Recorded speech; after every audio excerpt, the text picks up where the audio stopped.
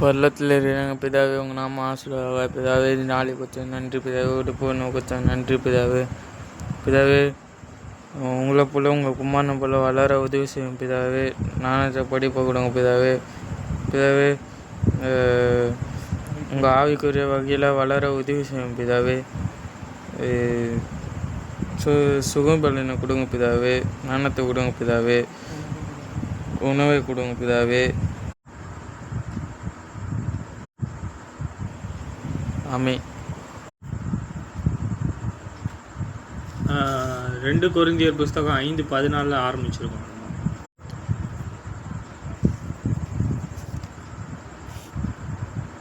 2 கொரிந்தியர் 5:14 நீ சொல்கிறாரு, கிறிஸ்துவினுடைய அன்பு எங்களை நெருக்கி ஏவுகிறது.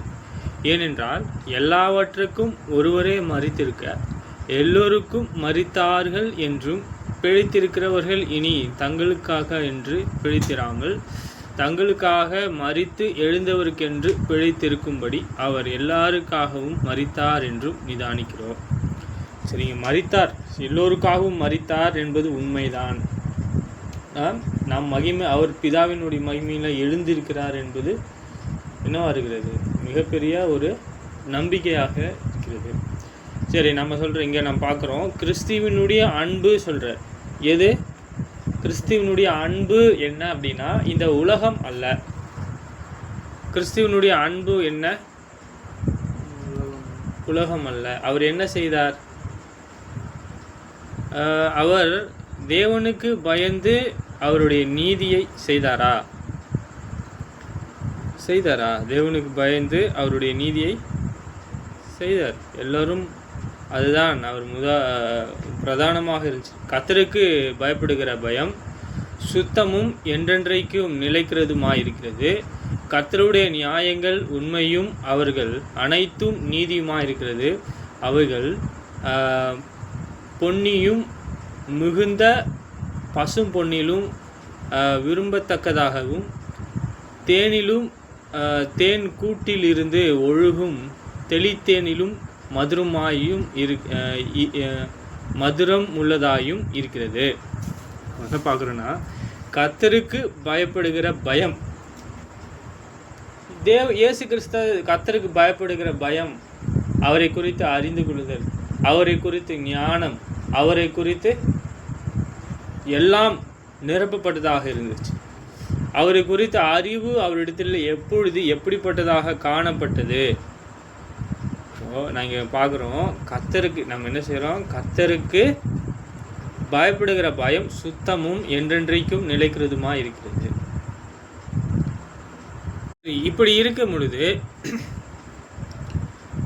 இயேசுனுடைய அன்பு என்ன சொல்றாரு? அந்த அன்பு எங்களை நெருக்கி ஏவுகிறதுன்ற அதை காணும் பொழுது அவர்கள் இன்னும் அதிகமாக அவர்கள் என்ன செய்யப்படுகிறாங்க, ஆவிக்குரிய வகையில் சரி, அவங்க இன்னும் வளருவதற்கு பிரயாசப்படுறாங்க. சரி, அது என்ன, எப்படிப்பட்ட அன்பு, அது எப்படிப்பட்ட, அவர் எதிலே அன்புள்ளவராக இருந்தார் பாருங்க. இயேசு கிறிஸ்துவினுடைய அன்பு இந்த உலகம் அல்ல. சரி, இங்கே பார்க்குறோம் ஏசாயா 11:1 ஈசாயினும் அடிமரத்திலிருந்து ஒரு துளிர் தோன்றி அவன் வேர்களிலிருந்து ஒரு கிளை எலும்பு செழிக்கும். ஞானத்தையும் உணர்வையும் அருளும் ஆவியையும் ஆலோசனையும் பலனையும் அருளும் ஆவியையும் அறிவையும் கர்த்தருக்கு பயப்படுகிற பயத்தையும் அருளும் ஆவியுமாகிய கர்த்தருடைய ஆவியானவர் அவர் மேல் தங்கியிருப்பார். கர்த்தருக்கு பயப்படுதல் அவருக்கு உகந்த வாசனையாயிருக்கும். அவர் தமது கண்கள் கண்டபடி நியாயம் தீர்க்காமலும் தமது காது கேட்டபடி தீர்ப்பு செய்யாமலும் நீதியின்படி ஏழைகளை நியாயமாய் விசாரித்து யாத்தின்படியே பூமியில் உள்ள சிறுமையானவர்களுக்கு தீர்ப்பு செய்வதும் பூமியை தமது வாக்கின் கோலால் அடித்து தமது வாயின் சுவாசத்தால் துன்மார்க்கரை சங்கரிப்பார். பாருங்க, ஈசா என்பது தாவீதினுடைய தகப்பன்.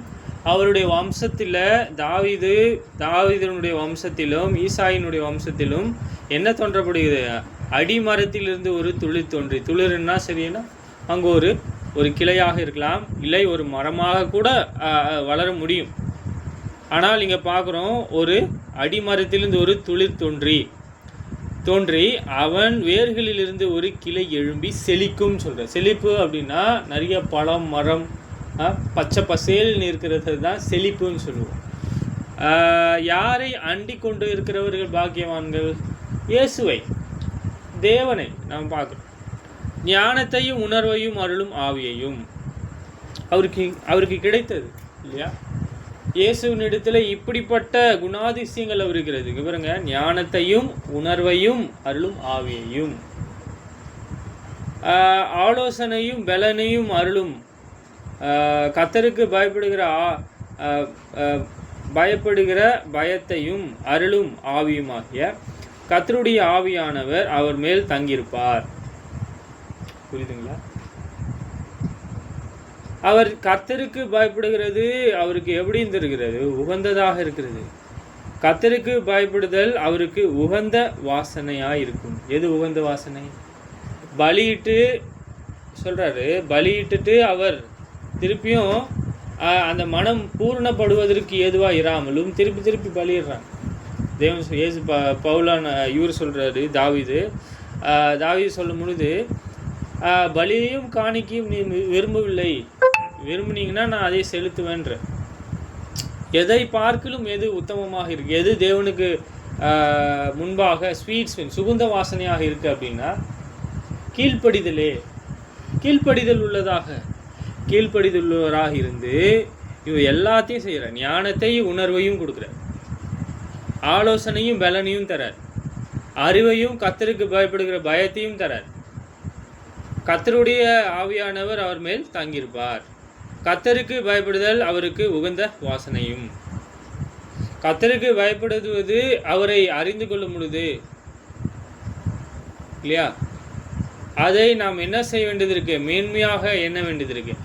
பவுலானவர் கூட அவருடைய அன்பிலே எங்களை நெருக்கி ஏவுகிறது என்று சொல்லும் பொழுது அவர் கர்த்தருக்கு பயப்படுகிற பயத்தை அவர் அறிந்து கொள்கிறார். கர்த்தருடைய ஆவியானவர் அவர் மேல் தங்கியிருப்பார். கர்த்தருக்கு பயப்படுதல் அவருக்கு உகந்த வாசனையாக இருக்கும். அவர் தமது கண் கண்டபடி நியாயம் தீர்க்காமலும் தமது காது கேட்டபடி தீர்ப்பு செய்யாமலும் நீதியின்படி ஏழைகளை நியாயமாய் விசாரித்து யாத்தின்படியே பூமியில் உள்ள சிறுமியானவர்களுக்கு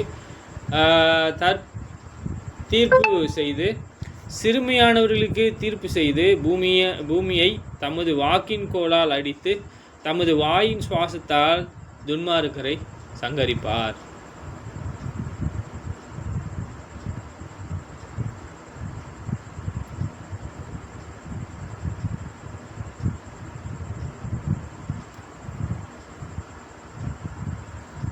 சரி, இங்கே இயேசுவை குறித்து சொல்றார். இப்போ அதிகாரம் உள்ளவர் நீதியின்படியே என்ன செய்கிறாரா? நீதியின்படியே ஏழைகளை நியாயம் விசாரித்து, இது தீர்ப்புக்கு சம்பந்தமானது. இப்போ இந்த அதிகாரத்தை பெற்றுக்கொண்டவர் முந்தினவர், பிந்தினவர், மரித்தோரிலிருந்து பிழைத்தவர், ஆமேன் என்று சொல்கிறவர் தான், ஆட்டுக்குட்டியானவர் தான். வெளிப்படுத்தல் 19:11 சொல்றார், பின்பும் பரலோகம் திறக்கப்பட்டிருக்க கண்டேன், இதோ ஒரு வெள்ளை குதிரை காணப்பட்டது, அதன் மேல் ஏறியிருந்தவர் உண்மையும் சத்தியமும் உள்ளவர் எண்ணப்பட்டார். அவர் நீதியை நியாய தீர்த்து யுத்தம் பண்ணுகிறார். எதில் தொடர்ந்து யுத்தம் பண்ணுறாரா? எங்கே பண்ணுறாரு யுத்தம்? மனுஷனோட யுத்தம் பண்ணுறாரா? இல்லை அதிகார பிரபுவோடு யுத்தம் செய்கிறார். நம்மளுடைய யுத்தமானது இந்த பூமிக்குரியது அல்ல. நமக்கு ஒரு மேலான ஒரு நோக்கம் இருக்கிறது. அது என்ன சொல்கிறாரு? அவருடைய அன்பு என்னை நெருக்கி ஏவுகிறது. சரி, அவரிடத்துல என்னென்ன காணப்படுது சொல்கிறார்? ஞானத்தையும் உணர்வையும். இவர் யாராக இருக்கிறார்? இவர் தான் இயேசு கிறிஸ்து. இவர் தான் நீதி உள்ளவராக இருக்கிறார் என்பதாக நம்ம வாசிக்கிறோம். அப்போது அந்த அன்பை கற்றுக்கொள்வதற்கு ஏதாவது நித்தியமான காரியங்களை சரி, இல்லை பூமிக்குரிய காரியங்களை சரி, நம்ம எழுந்து போக வேண்டியது இருக்கிறதா? என்ன எழுந்துக்கணும்? பவுலானவர் நியாயப்பிரமாணத்தின்படி ஒருவரும் குற்றம் சாட்டப்படாதவராக இருக்கிறார். அவர் பரிசேயனாக இருக்கிறார். அவர் யாராலையும் குற்றப்படுத்த முடியல. ஆனால் அவர் பூரணமாக இருக்கிறார் பழைய பிரமாணத்தில். அவருக்கு ஏன் இயேசு கிறிஸ்துவினுடைய பிரமாணம் தான் பூரணமாக இருக்காரு. இயேசு கிறிஸ்துவினுடைய வாழ்நாள் இருக்கும் பொழுது அவர் பிறந்திருக்கிறார். இயேசு கிறிஸ்துவனுடைய நோக்கம் பழைய பிரமாணத்தை முடிவுக்கு கொண்டு வர வேண்டியதாக இருக்கிறது. இவர் கொண்டு வந்துட்டாருன்னா அவர் எந்த பிரமாணத்திற்கு கீழாக இருப்பார்? மோசையின் பிரமாணத்திற்கா? இல்லை அப்படின்னா இவரை தெரிந்து கொள்ள போகிற தேவனுடைய இயேசு கிறிஸ்துவனுடைய பிரமாணத்திற்கா? கேள்விதான் கேட்குறோம். பவுலானவர் ஒருவரும் குற்றச்சாட்டுமில்ல, பூரணமாக இருக்கார், பர்ஃபெக்டாக இருக்கார். தேவனுக்கு அவருடைய கிரியைகள் நிறைவுள்ளதாக காணப்படுது. ஆனால் ஏன் அவருக்கு தொடர்ந்து அவர் அந்த சமயத்தில் மறிச்சிருப்பாருன்னா அவருக்கு தேவைப்பட்டிருக்காரு. ஆனால் தொடர்ந்து அவருடைய நோக்கத்தையும் அவரை எங்கே கொண்டு போய் வைக்கணும், தேவனுடைய நோக்கத்தை அவர் செய்ய வேண்டும் என்பதற்கு பிதாவுக்கு ஒரு நோக்கம் இருக்கிறது, இயேசுவுக்கு ஒரு நோக்கம் இருக்கிறது, தரிசனமானதற்கு. நம்ம ஏன் பார்க்கணும்? தொடர்ந்து சொல்றாரு, அவர் என்ன செய்கிறார்? நியாயப்பிரமாணத்தின்படி ஒருவராலும் குற்றம் சாட்டப்படாதவர், பூரணமானவர். அவருக்கு ஏன் இயேசுவின் பிரமாணம்? ஏனென்றில் அந்த பிரமாணமானது முடிவுக்கு வரப்போகிறது. இந்த பிரமாணத்தை என்ன செய்ய வேண்டியது இருக்கு? கற்றுக்கொள்ள வேண்டியது இருக்கிறது. நம்ம எங்க பார்க்குறோம்? 2 கொரிந்தியர் புத்தகத்தில் பார்க்குறோம். சரி, தொடர்ந்து அவருடைய அன்பிலே வளருவதற்கும் பவுலானவருக்கு என்ன தேவைப்படுகிறது? நமக்கு என்ன தேவைப்படுகிறது? சரி, கர்த்தருக்கு பயப்படுகிற பயம், மனுஷனுக்கு பயப்படுகிற பயம், உலகத்திற்கு பயப்படுகிற பயம், சாத்தானுக்கு பயப்படுகிற பயம் என்ன செய்வோம்? நம்மளை இடற செய்வதற்கு ஏதுவாக இருக்கும். நாம் தேவனுக்கு பயப்படணுமே அன்றி வேறு ஒருவருக்கும் அல்ல. கர்த்தருக்கு பயப்படுகிற பயம் சுத்தமும் என்றென்றைக்கும் நிலைக்கிறதுமாயிருக்கிறது. கர்த்தருடைய நியாயங்கள் உண்மையும் அவர்கள் அனைத்தும் நீதியுமாயிருக்கிறது. அவர்கள் பலனும் மிகுந்த பரிசுத்தமாகவும் விரும்பப்படத்தக்கதாகவும் தேவன் தேன் கூட்டில் இருந்து ஒழுகும் தெளித்தேனிலும் மதுரமாயுமாய் இருக்கிறது. இதுதாங்க நித்தியமானதாக இருக்கிறது. நாம் என்ன செய்ய வேண்டியது இருக்கிறது? நாம் அவருடைய ஞானத்தை அறிந்து கொள்ள வேண்டியது அவசியம். சரி, நாம் தொடர்ந்து இங்கே அவர் உணர்ந்து கொள்ளுதலை கொடுக்கிறாரா? நாம் இயேசு கிறிஸ்துவை நாம் அறிந்து கொள்வோமானால் சொல்றார், கர்த்தருக்கு பயப்படுதல் அவருக்கு உகந்த வாசனையாக இருக்கும்.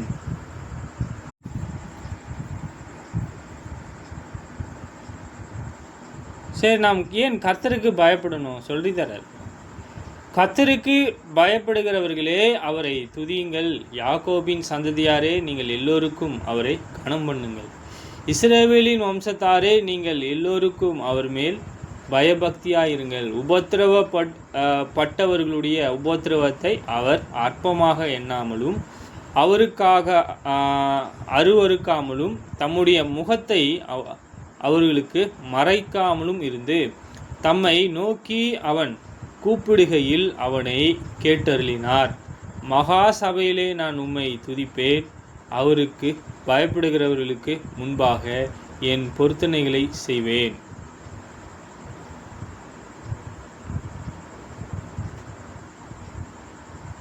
சரி, இங்கே கர்த்தருக்கு பயப்படும் பொழுது தாவீதானவர் பயப்படுகிறாங்க. ஏனெனில் அவர் மிகப்பெரிய இரக்கமுள்ளவராக இருக்கிறார். தேவன் இரக்கமுள்ளவராக இருக்கிறார். அவரை யார் ஒரு மனுஷனை சடனாக அழிச்சு போடல, சடனாக அவர் என்ன செய்யற புறக்கணிக்கல. அவர் எப்பொழுதும் மாறாதவராக. அவருடைய இருதயத்தை எப்போ மாற்றம்? பாவம். சரி, ஆனால் தெளிவான மனுஷங்க என்ன செய்வாங்க அப்படின்னா, கள்ளபோதகர்கள் என்ன செய்வாங்க அப்படின்னா, கள்ளபோதகனை என்ன செய்வாங்க? குற்றப்படுத்திடுவாங்க. ஆனால் தேவனானவர் என்ன செய்வார் அப்படின்னா, அப்படி எளிதா அவரை என்ன செய்கிறதில்லை அப்படின்னா, அவர் ஒப்பு கொடுக்கறதில்லை. உபத்திரவப்படுகிறவனுடைய உபத்திரவத்தை அவர் அற்பமாக எண்ணாமலும். ஏங்க உபத்திரவப்படுறாங்க ஒரு மனுஷன்? நாம் ஏங்க உபத்திரவப்படுறோம்?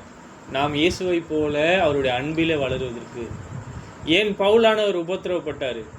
ஏனெனில் அவர் மேலும் இன்னும் அதிகமாக அவரை அன்பிலே கற்றுக்கொள்ளணும்.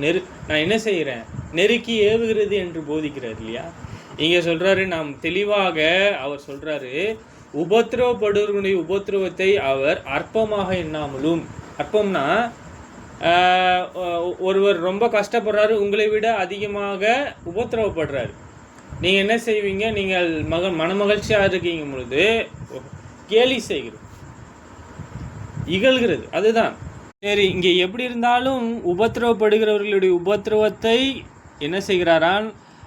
அவர்கள் விண்ணப்பிக்கும் பொழுது, அவரை துதிக்கும் பொழுது தேவன் மறந்து விடுகிறதற்கு அவர் அநீதி உள்ளவர் அல்ல. உங்கள் தேவன் பரிசுத்த, உங்கள் தேவன் நீதி உள்ளவராக இருக்கிறார். உபத்திரவப்படுகிறவருடைய உபத்திரவத்தை அவர் அற்பமாக எண்ணாமலும் அவருக்காகவும் தம்முடைய முகத்தை அவருக்கு மறக்காமலும் இருந்து தம்மை நோக்கி அவன் கூப்பிடுகையில் அவைகளை கேட்டறினார். மகா சபையிலே நான் உம்மை துதிப்பேன், அவருக்கு பயப்படுகிறவர்களுக்கு முன்பாக என் பொருத்தனைகளை செய்வேன்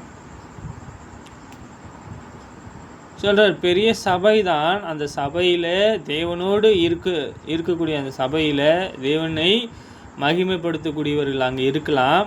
இங்கே பாருங்கள், மகா சபையிலே நான் உம்மை துதிப்பேன், அவருக்கு பயப்படுகிறவர்களுக்கு முன்பாக என் பொருத்தனைகளை செய்வேன். இப்போ தேவனை மகிமைப்படுத்தக்கூடியவர்கள் எப்படிப்பட்டவர்களாக இருக்கிறாங்க? தொடர்ந்து அவருடைய அடிச்சூட்டிலே அவரை தீமையை விட்டு விலகி நன்மை செய்கிறாங்க.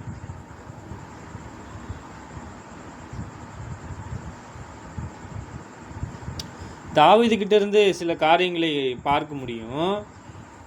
இங்கே சொல்கிறாரு, சங்கீதம் 23:4, நான் மரண இருளின் பள்ளத்தாக்கிலே நடந்தாலும் பொல்லாப்புக்கு பயப்படேன், தேவரீர் என்னோடு இருக்கிறீர், உமது கோலும் உமது தடியும் என்னை தேற்றும்.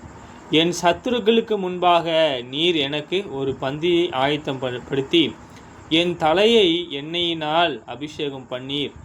என் பந்தியிலும் நிரப்பி வழிகிறது. என் ஜீவனுள்ள நாளெல்லாம் நன்மையும் கிருபையும் என்னை தொடரும். நான் கர்த்தருடைய வீட்டிலே நீடித்த நாட்களை நிலைத்திருப்பேன்.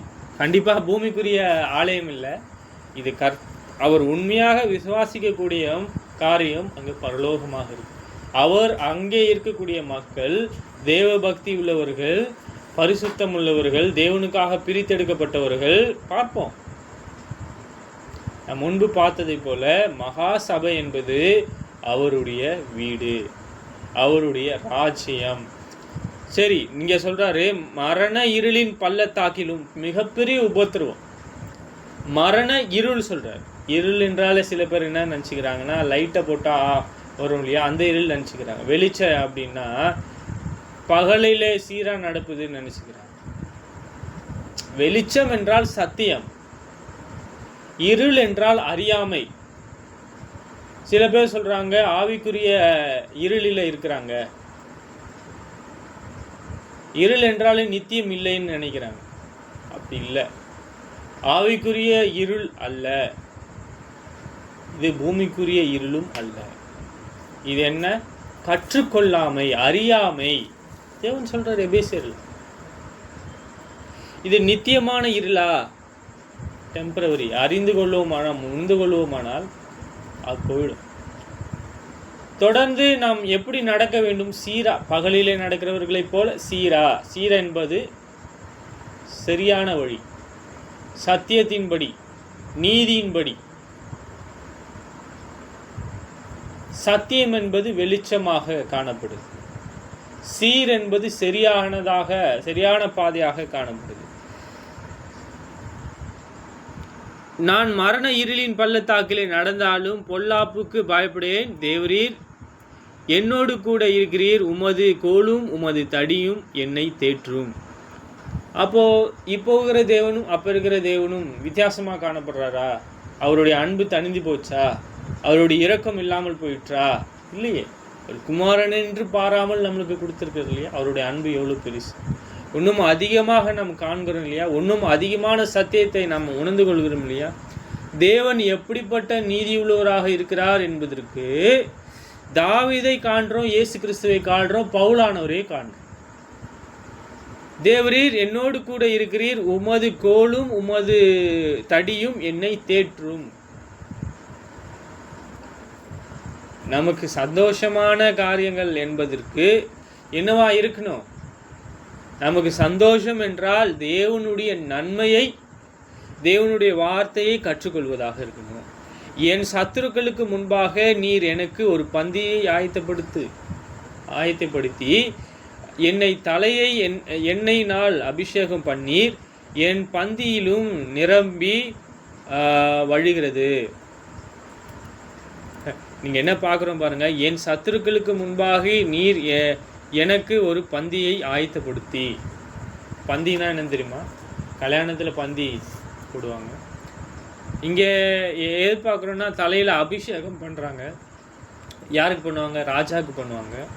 அப்போ ராஜாவாக அபிஷேகம் பண்ணிவிட்டு அவருக்கு என்ன செய்கிறாங்க? விருந்து கொடுக்குறாங்க இல்லையா? ஆயத்தப்படுத்தி என் தலையை எண்ணெயினால் அபிஷேகம் பண்ணினீர், என் பந்தியையும் நிரம்பி வழிகிறது. என் ஜீவனுள்ள நாளெல்லாம் நன்மையும் கிருபையும் என்னை தொடரும். நான் கர்த்தருடைய வீட்டிலே நீடித்த நாளை நிலைத்திருப்பேன்.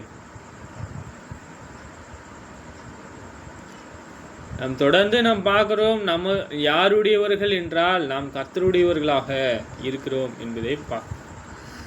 சரி, நம்ம தொடர்ந்து பவுலானவர் கற்றுக் கொடுக்குறாரு. என்ன பார்க்குறோம் அப்படின்னா, எல்லா மனுஷனும் ஆவிக்குரிய மரணத்தை அடைந்திருக்கிறார்கள். ஒரு சமயத்தில் நாம் என்ன செய்ய வேண்டியது இருக்கிறது என்றால், நாம் அவருடைய அன்பிலே வளர வேண்டியது அவசியம். நாம் பார்த்துருவோம் 2 கொரிந்தியர் 5:14.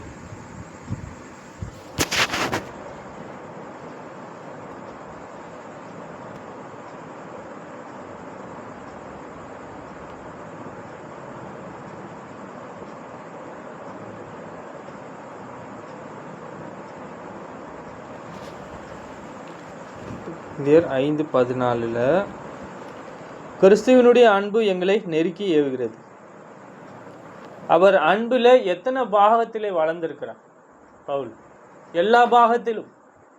அவருடைய முன்னான நடக்கை, அவருடைய ஓட்டமானது இந்த உலகம் அல்ல, அது சீராக இருக்கிறது.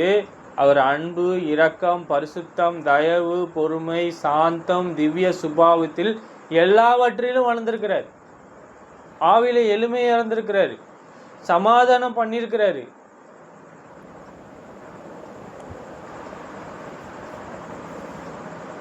நாம் என்ன பண்ண வேண்டியது இருக்கிறது என்றால்,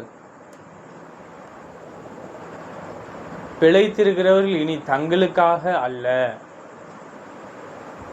நாம் பிழைத்திருக்கிறோம் சொல்றாரு, சிலர் அவர்களுக்காக பிழைத்திருக்கிறாங்க. பிழைத்திருக்கிறவர்கள் இனி தங்களுக்காக பிழைத்திராமல் தங்களுக்காக மரித்து எழுந்தவருக்கென்று பிழைத்திருக்கும்படி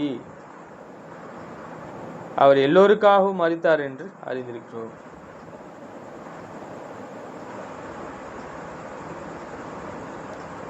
ரோமர் 14:7 பார்க்குறோம். அவங்க ரோம சபையை பார்த்தீங்கன்னா ஒரு நல்ல வளர்ச்சி காணப்பட்டு.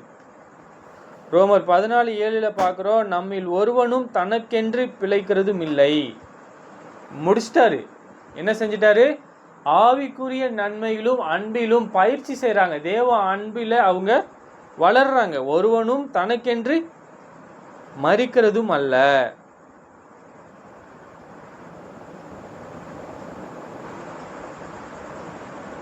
இயேசு கிறிஸ்துவை எவ்விதமாக அறிந்தார்கள் என்றால், மாம்சத்தின்படி அறிந்திருந்தாலும் நாங்கள் சொல்றாரு மாம்சத்துக்கு ஏற்ற போலே அறியலன்றார்.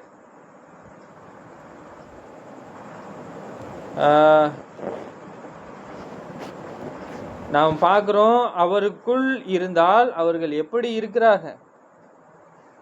புது சிருஷ்டியாக இருக்கிறாங்க. புதுசு.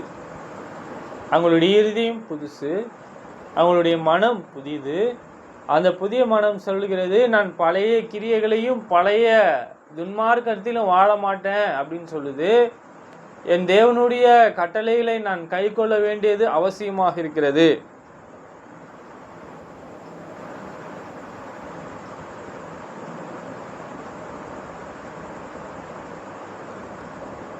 சரி, பவுலானவர் நன்மை செய்யும் பொழுது ஆவிக்குரிய வகையிலே மரித்தார்களா?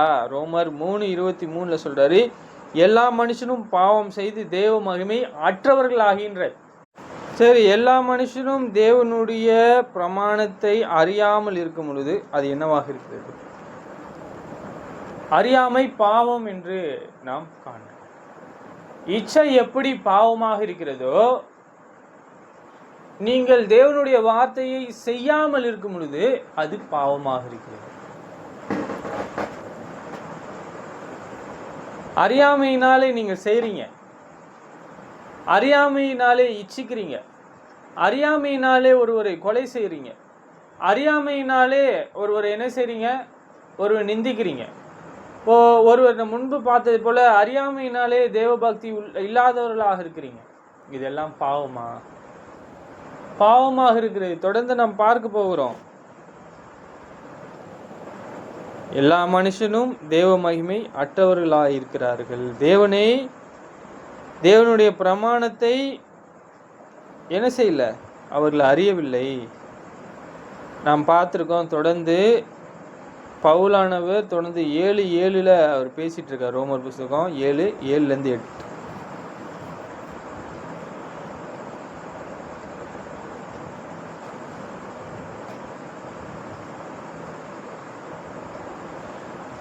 ஆகையால் என்ன சொல்லுவோம்? நியாயப்பிரமாணம் பாவமோ? அல்லவே. பாவம் இன்னதென்று நியாயப்பிரமாணத்தில் நான் அறிந்தேனே அன்றி மற்றபடி அறியவில்லை. நம்ம பார்த்துட்டோம் இல்லையா? இதெல்லாம் 9 வரையும் நம்ம பார்த்துருக்கோம். சொல்றாரு, ஆகையால் என்ன சொல்லுவோம்?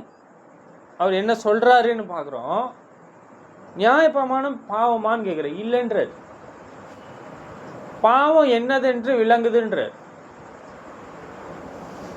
மற்றபடி நான் அறியல. இச்சையாதிருப்பதாக என்று நியாயப்பிரமாணம் சொல்லாதிருந்தால் இச்சை பாவமா என்று நான் அறியாதிருப்பேன்.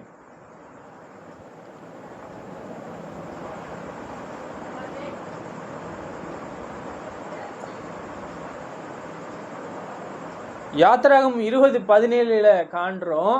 பிறனுடைய காரியங்களை எடுத்துக்கொள்வது பாவம். யார் எடுப்பா? திருடன். திருடன் எப்படிப்பட்ட திருடனுங்களா இருக்கணும்?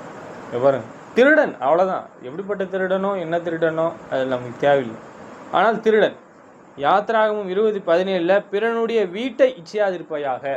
திருட்டு, இச்சை பாவம். பார்த்துட்டு இருக்கோம். இச்சை பாவம், தேவனை விட்டு பிரிச்சிடும்.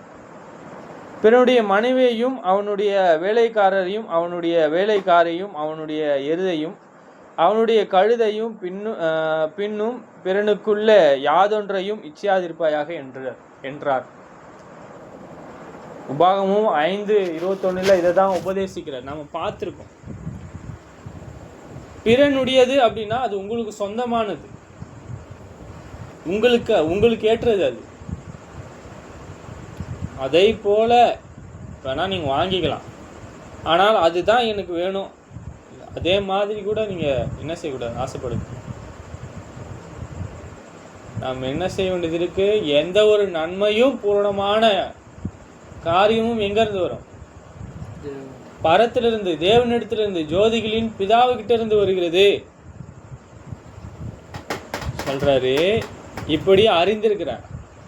பாவமானது கற்பனையினாலே சமயம் பெற்று சகலவித இச்சையும் என்னில் நடப்பித்து.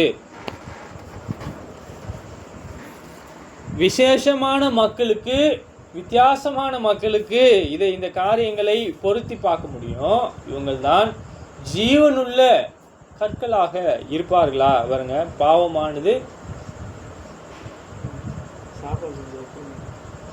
கற்பனையானது சமயம், பாவமானது கற்பனையினாலே சமயம் பெற்றது சகலவித இச்சையும் என்னிலே நடப்பித்து. நியாய பிரமாணம் இல்லாவிட்டால் பாவம் செத்ததாயிருக்கும்.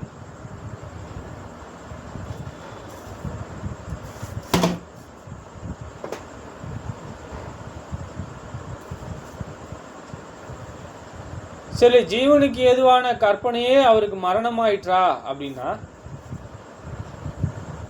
இல்ல, பாவம் இன்னதென்று அந்த கற்பனையை காண்பிக்கிறது அல்லவா. நியாயப்பிரமாணம் பரிசுத்தம் உள்ளது, ஏனால் தேவனால் கொடுக்கப்பட்டு தேவனுக்காக இருக்கிறது, பிரித்தெடுக்கப்படுகிறது. சரி, இப்படியாக நன்மையானது எனக்கு மரணமாயிற்றா? அப்படி அல்ல, பாவமே எனக்கு மரணமாயிற்று. பாவம் கற்பனையினாலே மிகுந்த பாவம் உள்ளதாகும்படி அது நன்மையானதை கொண்டு எனக்கு மரணத்தை உண்டாக்கினதினாலே பாவமாகவே விளங்கும்படிக்கு அப்படி ஆயிற்று.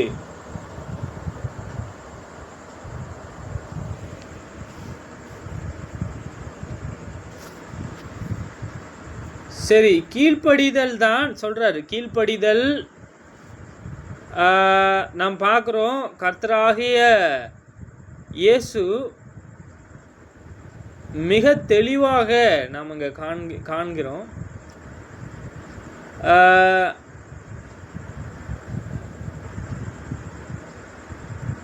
பவுலானவர் இங்கே என்ன செய்கிறார் என்றால் மரித்திருக்கிறார்.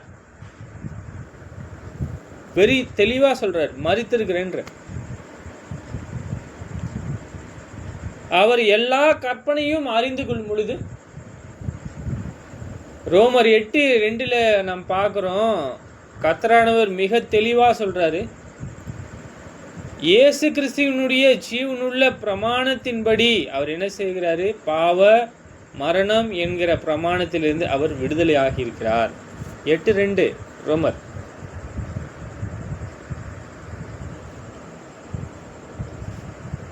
கிறிஸ்து இயேசுவினாலே ஜீவனுடைய ஆவியின் பிரமாணம் என்னை பாவ மரணம் என்பவைகளின் பிரமாணத்திலிருந்து விடுதலை ஆக்கிற்றே. மரணம் இச்சிக்கிறாரு, இச்சித்தா பாவம் தெரிஞ்சிச்சு அவருக்கு, இச்சிக்கிறாரு, செத்துட்டாரு. சொல்றாரு, பாவ மரணம் என்பவைகளின் பிரமாணத்திலிருந்து விடுதலை ஆக்கிற்றே. அது என்ன? எதனால அவர் இறந்தார் சொல்றாரு. அது என்ன பிரமாணம்? பாவம் மரணம் என்பவைகளின் பிரமாணத்திலிருந்து என்னை விடுதலையாக்கிற்றே. அது என்ன பிரமாணம்? எந்த பிரமாணத்திலிருந்து விடுதலையாக்கப்பட்டார்? கிறிஸ்து இயேசுவினிலே ஜீவனுடைய ஆவியின் பிரமாணம். அதை சொல்றார் தெளிவா. நம்ம வேற எதையோ கூட்டல, அது இருக்கிறத வாசிக்கும், அவ்வளவுதான்.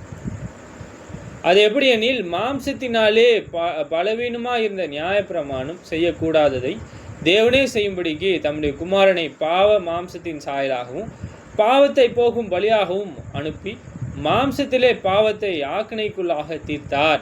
மாம்சத்தின்படி நடவாமல் ஆவியின்படியே நடக்கிற நம்மிடத்தில் நியாயப்பிரமாணத்தின் நீதி நிறைவேறும் அளவுக்கு அப்படி செய்தார். இப்போ அவர்கள் என்ன எதற்கு உட்பட்டவர்கள் அல்ல? மாம்சத்துக்கு உட்பட்டவர்கள் அல்ல. நியாய பிரமாணம் செய்யக்கூடாததை தேவனே செய்யும்படிக்கு சொல்றாரு. தம்முடைய குமாரனை பாவ மாம்சத்தின் சாயலாகவும் பாவத்தை போக்கும் பலியாகவும் அனுப்பி மாம்சத்திலே பாவத்தை ஆக்கினைக்குள்ளாக தீர்த்தார். முடிஞ்சிடுச்சு. இப்போ அவர் கிறிஸ்து இயேசுவினாலே ஜீவனுடைய ஆவியின் பிரமாணம் என்னை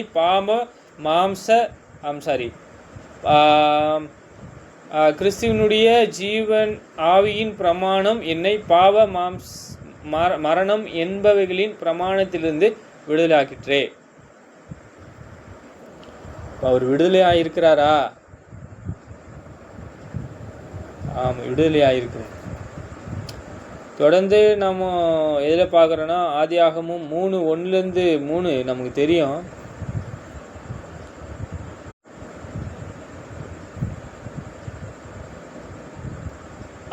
தேவன் ஆதாம் இடத்துல ஏவாள் இடத்திலும் பேசுறார். அவர் கொடுத்த பிரமாணம் உணர்ந்து கொண்டிருக்கிறார்களா? அவர் சொல்லியிருக்கார் இல்லையா, இதை சாப்பிடும் பொழுது சாகவே சாவாய். ஆனால் என்ன செஞ்சிருக்காங்க? ஆனால் அதை சாப்பிட்ருக்காங்க. பிரமாணத்தை அறிந்து அதை மீறும் பொழுது அது பாவமாக இருக்கிறது. தேவன் சொல்லி அந்த கற்பனைகளை மீறினதினாலே ஆவிக்குரிய மரணம் அவர்களுக்கு வந்தது. ஆதியாகமம் 2:17 நாம் காண்கிறோம், சாப்பிடும் நாளிலே நீ சாகவே சாவாய். த ஷுவர்லி என்கிற இந்த வார்த்தை 41:91 சொல்றாரு. சின்ன ஒரு இந்த வேத வாக்கியங்களை காண்றோம். என்ன செய்யறாரு அப்படின்னா, மெய்யாகவே அவர்கள் இறந்து விடுவார்கள்.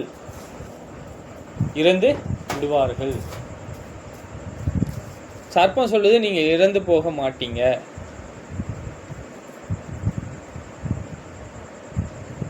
ஏவாள் இந்த வார்த்தையை பயன்படுத்த பார்த்துருக்காங்க. இந்த வார்த்தை பார்த்தீங்கன்னா 64:35. இதே வார்த்தையை தேவனானவர் என்ன செய்கிறதில்லை என்றால் அவர் பயன்படுத்தலை. சேத்தான் பயன்படுத்தின, அந்த சாத்தான் பயன்படுத்தின வார்த்தையானது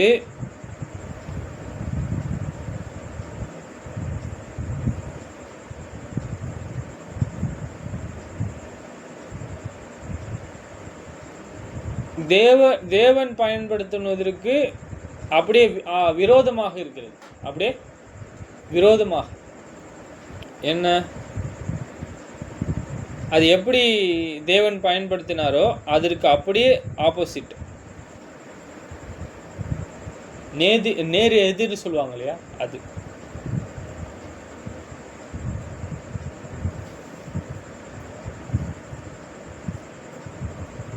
சரி, நம்ம என்ன பார்க்குறோம் அப்படின்னா, இந்த சமயத்தில் சாத்தான் என்ன செய்கிறான் என்றால், நம்ம பதிவு செய்த போல முதல் பொய். அவங்க மெய்யாக என்ன செஞ்சுருக்காங்க அப்படின்னா, மெய்யாக அவங்க பாவம் செஞ்சுருக்காங்க இல்லையா, தேவ மகிமையை இழந்து போயிட்டு இருக்காரு இல்லையா. என்ன செஞ்சிட்டாங்க, அந்த நன்மை தீமை அறியத்தக்கதான அந்த கனியை புசித்தார்கள். யாருடைய பேச்சு கேட்டு? பொய்யனுடைய பேச்சு.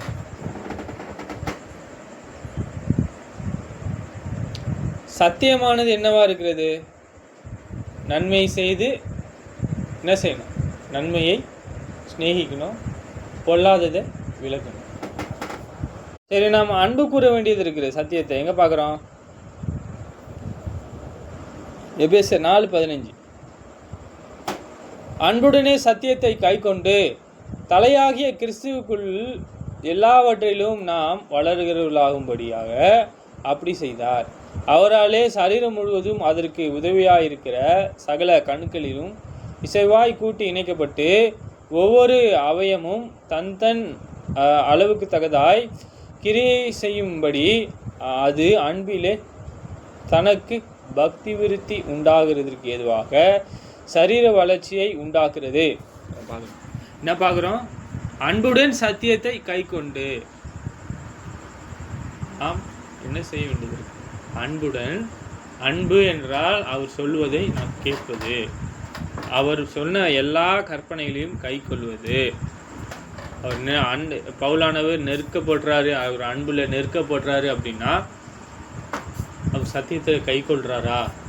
ஆமா, சொல்றாரு அன்புடன் சத்தியத்தை கை கொண்டு தலையாக கிறிஸ்துவுக்குள் எல்லாவற்றிலும் நாம் வளருகிறவர்களாகும்படியாக. வளர்ச்சி அப்படின்னா அன்புல கால்வாசி வளருதில்லை, அன்புல இரக்கத்தில் வளர்றது மாத்திரம் இல்லை, அன்புல பொறுமையில் வளரும். பொறுமையில் வளருனா சோதனையை சகிக்கணும் இல்லையா?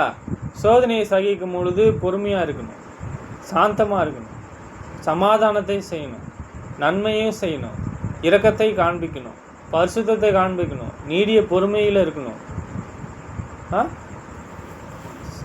என்ன செய்யணும்? சத்தியத்தை கை கொள்ளணும் இல்லையா? ரெண்டாவது, நாம் கனிகள் நிலைத்திருக்கணும். இங்கே பார்க்குறேன், நம்ம வளர்ச்சியை பார்க்குறோம். கை கொண்டு தலையாகிய கிறிஸ்துவுக்குள் எல்லாவற்றையும் நாம் வளருகிறவர்களாகும்படியாக அப்படி செய்தார். எப்படி? சரீர வளர்ச்சிக்கு ஏதுவாக, பக்தி விருத்தி அடைவதற்கு ஏதுவாக இங்கே ஒரு காரியம் செய்திருக்கிறார்.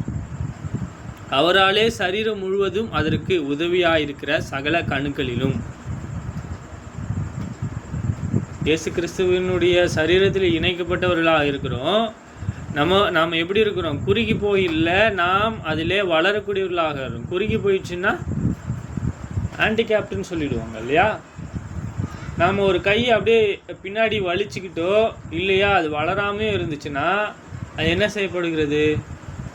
என்ன செய்ய அது வளருவதற்கான பிரயாசம் இருக்கணுமா? சொல்கிறாரு, அன்புடன் சத்தியத்தை கை கொண்டு. அன்பு கூற வேண்டியது இருக்கிறது. சத்தியத்தை, தலையாகிய கிறிஸ்துவுக்குள் எல்லாவற்றையும் நாம் வளருகிறவர்களாகும்படியாக அப்படி செய்தார். எப்படி? அவராலே சரீரம் முழுவதும் அதற்கு உதவியாயிருக்கிற சகல கணுக்களிலும் இசைவாய் கூட்டி இணைக்கப்பட்டு ஒவ்வொரு அவயமும் தன் தன் அவைக்கு தக்கதாய் கிரியை செய்யபடியே அது அன்பிலே தனக்கு பக்தி விருத்தி உண்டாகிறதுக்கு ஏதுவாக சரீர வளர்ச்சியை உண்டாக்குறது.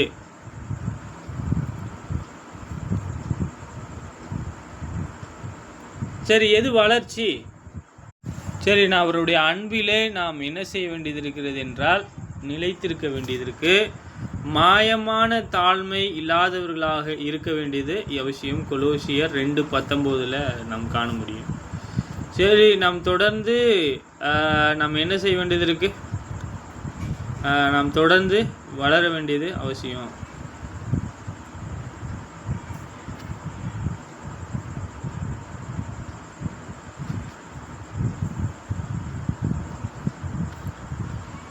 சரி, எந்த விஷயமானது தேவனையும் நம்மளையும் உடனடியாக பிரித்து விடக்கூடியதாக காரியமாக இருக்கிறது, ஆவிக்குரிய மரணத்தை கொடுக்கக்கூடியதாக இருக்கிறது?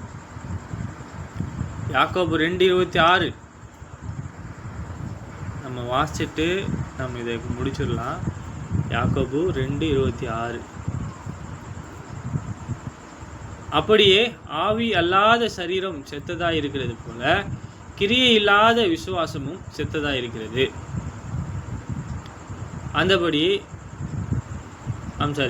அப்படியே ஆவி இல்லாத சரீரம் செத்ததாக இருக்கிறது போல கிரியை இல்லாத விசுவாசமும் செத்ததாக இருக்கிறது. சரி, ஒருவர் சொல்கிறாரு, விசுவாசம் இருக்கிறது, அன்பில்லை, பக்தி விருத்தி உண்டாக்கலை. நம்ம பார்த்துருக்கோம் இல்லையா? ஒவ்வொரு ஆவிக்குரிய குணாதிசயத்திலும் நான் வளரல, அதை என்ன செய்யல சொல்கிறார். கிரியை இல்லாததாக இருக்கிறது, விசுவாசம் மட்டும்தான் இருக்கு, சத்தியமே இல்லை. ஒருத்தர் சொல்கிறாரு, அவர் நீதியை செய்கிறாரு, நீதியை செய்யலை, ஆனால் நீதியை செய்கிறது போல காண்பிக்கிறார். அது கிரியையா? இல்லை. எது கிரியை? மாயமற்ற தாழ்மை இருந்துச்சா சொல்லுங்க. இந்த ஓமையை எனக்கு விளக்கி சொல்லுங்க. தாழ்மை. இயேசு பணிவிடை செய்ய வந்தாரா, பணிவிடை கொல்ல வந்தாரா?